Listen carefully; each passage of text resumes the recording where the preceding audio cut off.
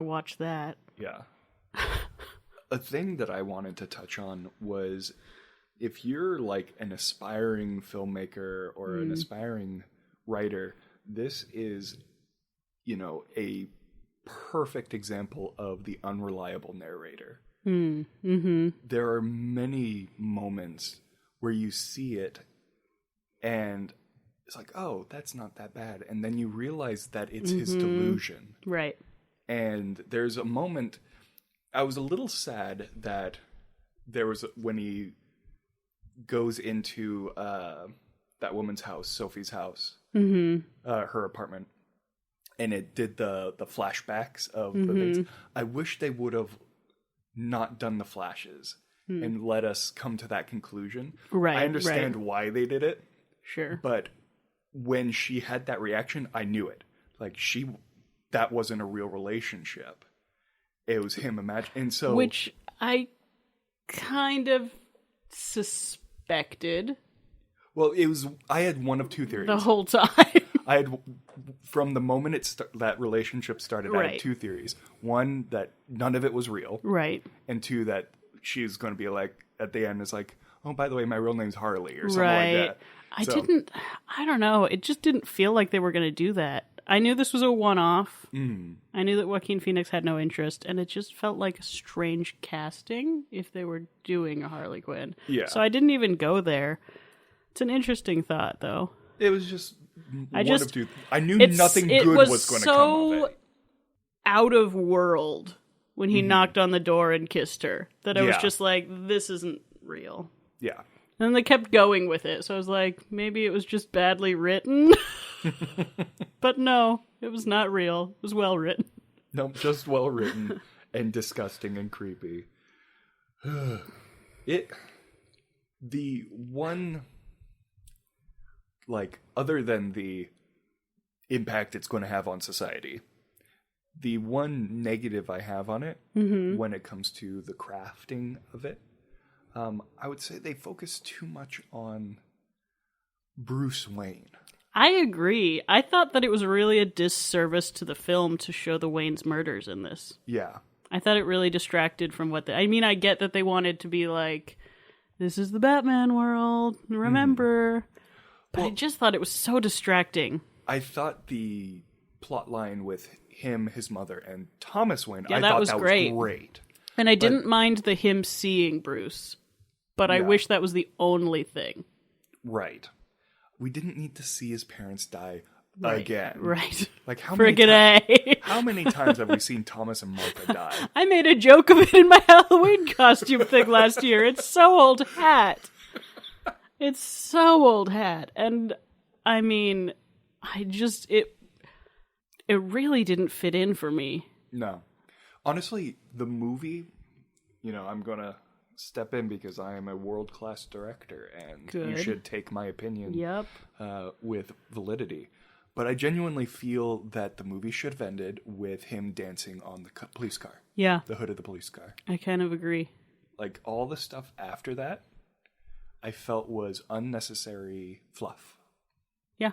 No, I agree. I think that the Arkham stuff would have been a really, really amazing post-credit scene.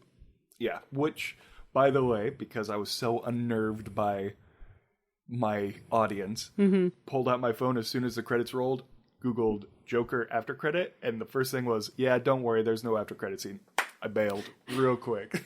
My brother, who loved this movie, spent the 2 hours leading up to me seeing it, because he saw a 7 p.m. showing.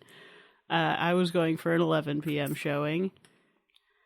As soon as he got out of the theater, he started texting me about how much he loved this movie, and so he was like, oh, by the way, there's no post-credit, just go home. I was like, thanks, man.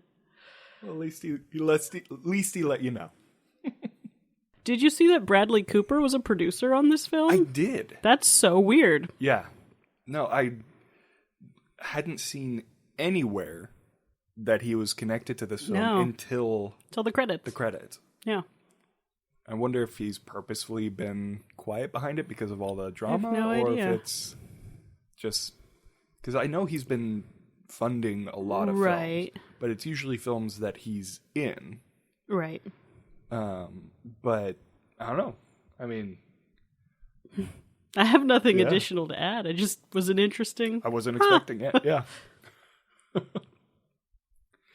Yeah, I actually, going into this, I've been kind of, because everything I've heard was that it's a great film, but it's emotionally and mentally draining. Sure. And so I've avoided literally everything that I could for it.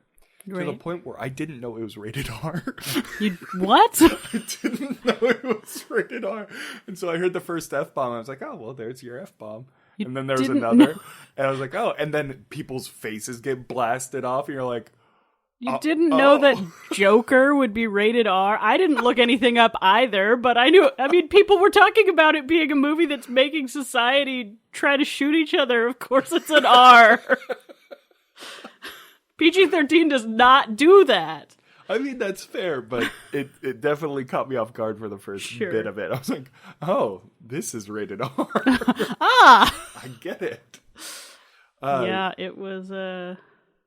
Was your theater plastered in posters saying that they were searching all the bags No, and they wouldn't allow any form of costume or mask? nothing. Oh, there was a poster on every entrance Really. to my theater. Like a full poster? No, like a printed poster, but posted on the doors was I guess that's what a poster is. was all this like, you know, blah blah blah blah blah, searching bags, blah, no masks, no costume. It was like I'd totally forgotten. I mean, I didn't want to see this because I'm already exhausted, and all I've heard is from you. You were like, "It's exhausting," and I was like, "I don't have anything left to give. to give." This movie might literally kill me. So I was already tired going in, and I hadn't even been thinking about it because, like I said, I'm tired. I have Right. so many other things going on. And I got up to the theater and I was like, oh, God damn it, I'm going to get shot too! I'm exhausted and I'm gonna die. The Great. theater thinks we're going to be murdered, so I guess we're going to be murdered. And I mean, to be fair, it's another Batman movie. It's happened before. Yep. It seems like kind of a weird call for them to have done this movie. I mean, it was a really great movie, but the more you think about it, the more you're like, why did you make this choice Yeah. now? Ugh. Man,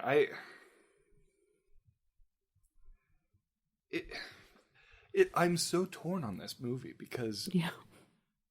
I wholeheartedly recommend seeing it, but I also wholeheartedly recommend not seeing it. It's one of those movies that I will only selectively recommend, Yeah. for sure. Yeah. That I will not bring up to other people that I have seen without them asking about it. Yeah. Because I just... The part of me that's just an art consumer wants to be like, it was amazing. Everyone should see good art. And the part of me that works in mental health is like, oh, Yeah. we must be careful with this art. Like, I'm wholeheartedly against censorship, Sure. but there's a difference between, I don't know, this feels like, I don't know, I can't formulate words without sounding like a censoring entity. But this movie feels like a handgun. Sure. Like, give it to a responsible adult, no one's going to get hurt. Right. Give it to a child, someone's going to get hurt. Or at least Right. the chances of someone to get hurt Sure. is going to skyrocket. And Yeah, my brother's buddy brought his 10-year-old and was up all night because the kid was so upset by the movie. yeah, Yeah. it's a mentally atrocious film. Yeah. Well, it It does attacks not- you. the Joker has in the past largely been portrayed as the sort of cunning, refined, always planning, always in the know, even though his plans are chaos-based. And this Joker is straight up mentally ill. Yeah. Like, and not in a glamorized way. In a way that was obviously meant to exhibit the lack of care shown towards mental health services for impoverished communities. Yeah. Which And that it in is itself ugly. is an amazing message. And it is hard to watch. And it is not at all the slick, I know what's going on, I know what I'm doing, I know how to pull the strings just right to get the show going Joker. It is a true chaotic element who literally doesn't know where his own mind is taking him sometimes. Which I think is a great Joker, but also is... If I don't know. Yeah. I mean... I don't know what else to say on that. What was one of the lines? It was like, are you doing this for a political agenda or for something you believe in? It was like, I don't believe in anything. Like, that was one of his lines. And it's just like, I know too Which many... is so jokery. Yeah. And so scary. Yeah, well, it's just like, I know too many people will be like, yeah, me too. Yeah, right. It's like, I don't believe in anything, especially with, you know, not to get on my political soapbox, but just how divided everywhere is. Not just the U.S., but literally everywhere is divided right now. Sure. And there's no one you can believe in. Right. And I don't know. Yep. Like, great film. It was, you know, watch it if you're very, very solid in your own mental health and emotional health. Yeah. In which case, you probably don't have any desire to see it. So. Yeah. So maybe this is a movie just made for those of us balancing on the edge of the knife, and we just fell the right direction. It's a bad time to be laughing. It is. Oh, man. This movie's fucked up. I'm tired. I am too. This movie made me tired. Saw it first thing in the morning. I've just been emotionally exhausted, mentally exhausted all day because of it. I saw it, as I said, Thursday night. Usually go to bed around 2 a.m. Thursdays because I have to go to work on Fridays. And I got home at like 1:30. I was like, I cannot get ready for bed right now. I have to watch something else. Yeah. Ugh. So, do you want to hype up the next movie? We are watching The Addams Family.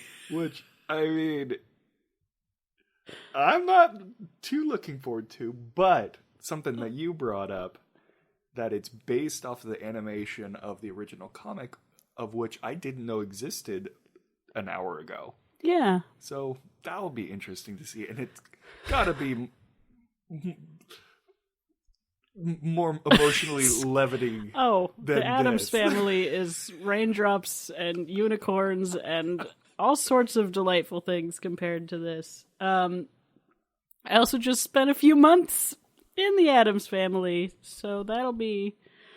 I don't know if that'll make me more or less tired. God.